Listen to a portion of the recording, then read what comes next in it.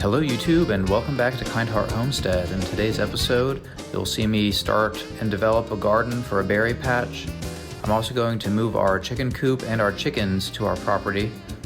So if these are all things that you're interested in seeing, please leave a comment down below and don't forget to subscribe and stick around for the rest of the video. Thanks.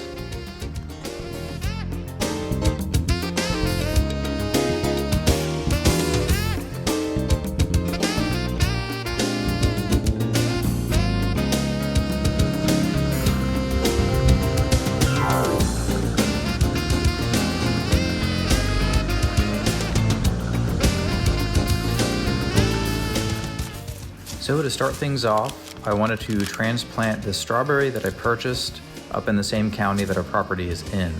You're not really much of a homesteader without a garden. At least for some sort of food production, we need to start a garden, but we're not really down at that point yet where we're ready to start clearing the land of grass and things like that. We also don't exactly know where the house is going, so we kind of need to prioritize some different projects before we can really start a garden. But for now, the strawberry plant just kind of signifies our intent, more symbolic than anything else. I don't expect much food to come from this one strawberry plant. But this will at least set the stage for expansion and adding more berry plants to this small area.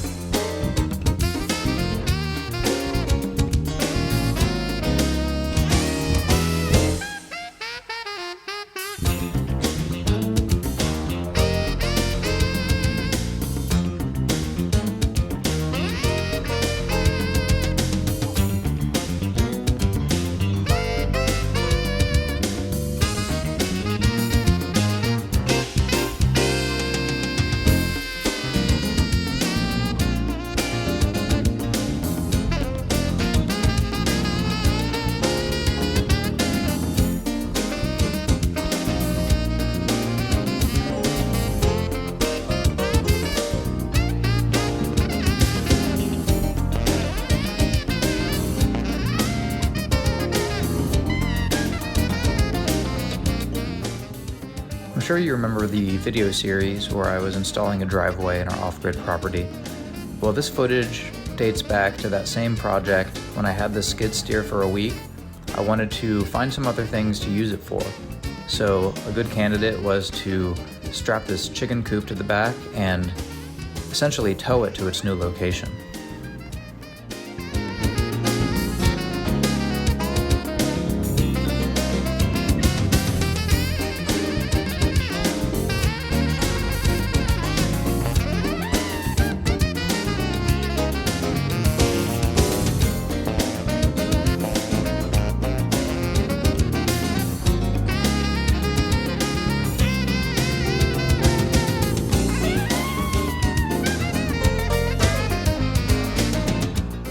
I decided to just put a tow strap on the chicken coop.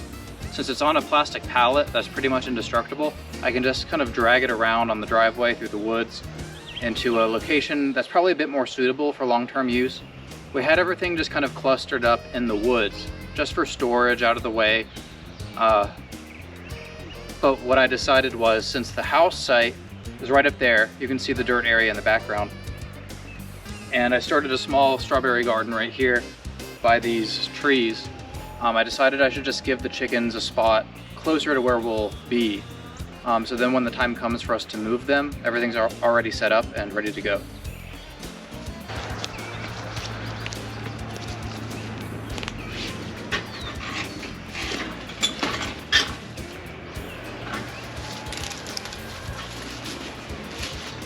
Good morning, YouTube. I'm up here before sunrise with my shipping container in the background on our property. It's about time to move the chickens out of their confined space on the neighbor's property to a structure that they're more used to. They spent probably the last year or so before we moved in this coop. I did have it up on legs back then, but I think this will be a pretty good solution for the short term. I do have this bird netting material that I'm going to put over the top of this just to make sure they can't escape. I want them to be able to continue to acclimate, continue to meet the surrounding animals before we start allowing them to be free range. And we're also gradually moving them closer to our house site as well. So I want them to not only acclimate, but get used to the specific plants and the trees and their surroundings. I don't know if there's different bugs here that they can eat or whatever. I just want them to be in a spot that we know we can find them, just in case anything goes wrong. So I'm gonna move forward, just trying to cover this run with this net.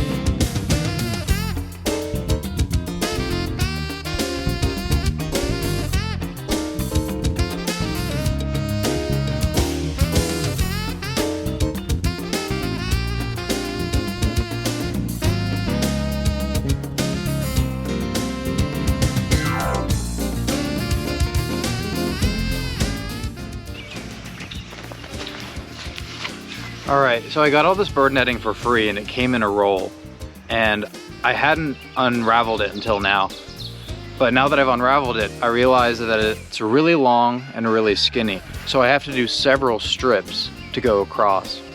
And I don't have the appropriate zip ties for this job. So I need to go out and get smaller zip ties, and then I can come back and finish this later.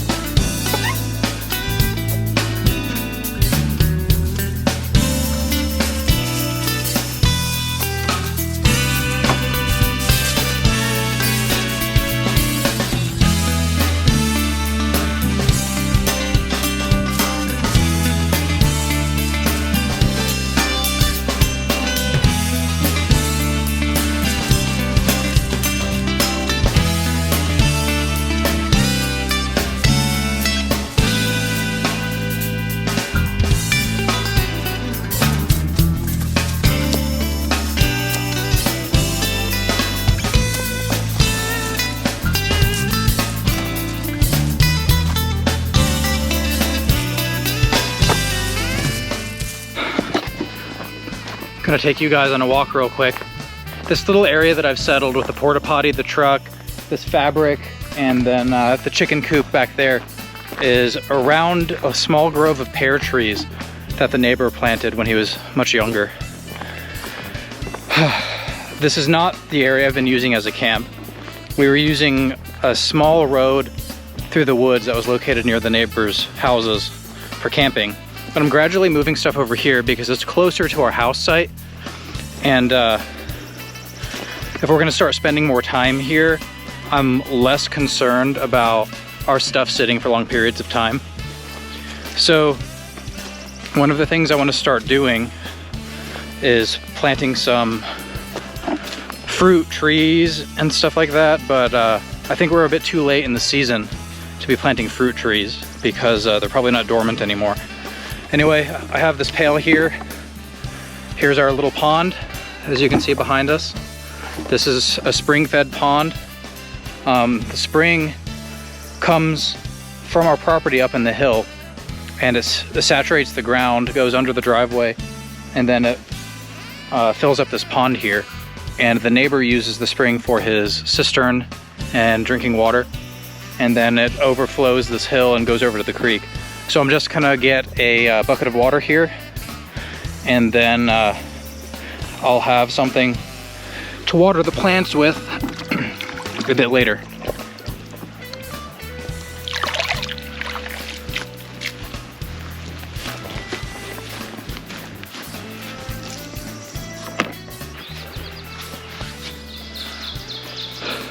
Behind me, you can see this low area with some tall grass. I'm assuming that the grass is taller here than in the rest of the yard because of the standing water that we get from the natural spring coming up from the ground. I do want to plant some berries in this lower area. My assumption is that the strawberries do like the wet soil, and I'm not so sure about raspberries, but I at least need to cut the grass back so I can see what I'm working with and really identify where those soaked spots are.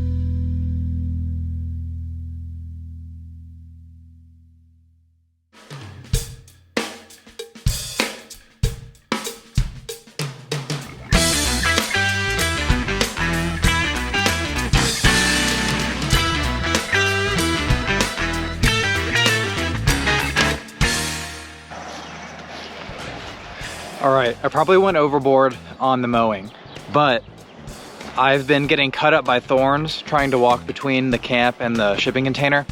Just low on the ankles. The neighbor did a good job brush hogging, but when you use such a large machine like that, it tends to bend down a lot of the thorns. My mower, since it's meant for grass, will kind of like suck that stuff up, cut it, and then shoot it away. So there's a lot less standing water than I thought. I was going parallel to it. That way, if I did touch the water, it would just be one wheel, and I would hope that I would feel that one wheel in time to stop the mower and go in reverse. Whereas if I went head on, I could probably sink the whole front end in. Before I forget, I want to put some posts to designate where this water is, just so I can make sure I don't run over it in the future or tell people to walk through it by accident.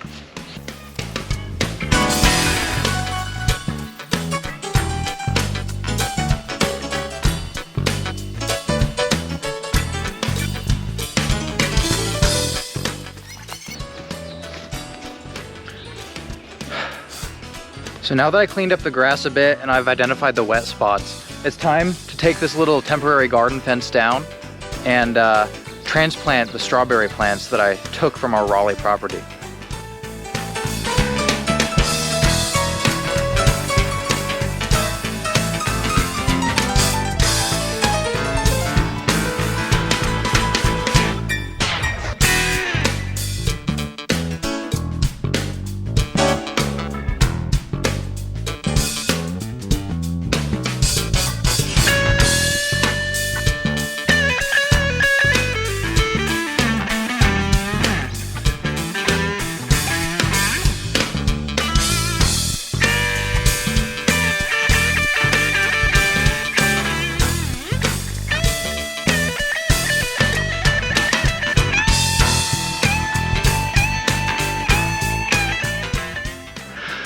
Whew, it's already getting hot. I'm glad I started early. So you'll hear me talk about Agile and Scrum from time to time. I learned these methodologies for project management back in my software development days. And I'm not going to get all into the specifics, but the gist of it is to try to get incremental deliverables done. So basically, from a software point of view, like get individual updates or features completed rather than have a years-long project where nothing is actually usable till the end of the project. Anyway, I obviously have this big bucket, probably like 100 strawberry plants in there. Well, I went ahead and dug a trench and I got about 13 strawberries. Let me show you up close.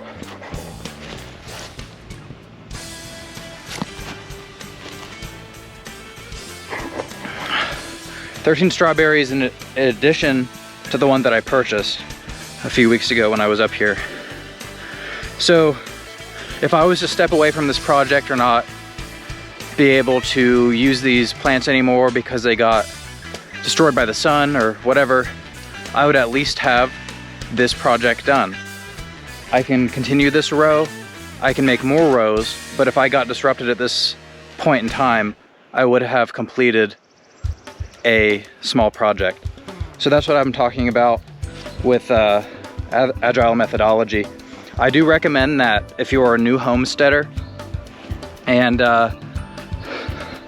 you never know what you're going to encounter because maybe you don't have the tools to finish a larger job. You know, a lot of professionals will have large tools or large pieces of equipment because they know that they don't want to spend so much time laboring over things when they could just knock out a huge project at once.